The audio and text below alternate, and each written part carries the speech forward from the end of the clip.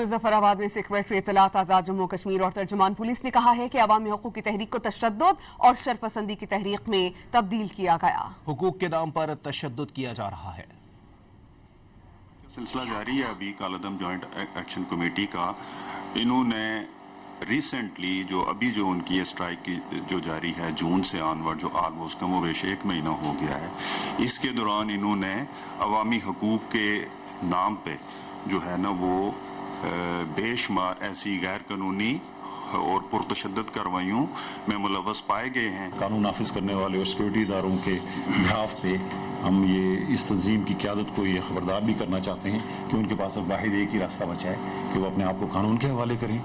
मुजफ्फराबाद में सेक्रेटरी इत्तलात आज़ाद जम्मू कश्मीर और तर्जुमान पुलिस ने कहा है कि अवामी हकूक़ की तहरीक को तशद्दुद और शरपसंदी की तहरीक में तब्दील किया गया। हुकूक के नाम पर तशद्दुद किया जा रहा है। सिलसिला जारी है अभी कालादम जॉइंट एक्शन कमेटी का।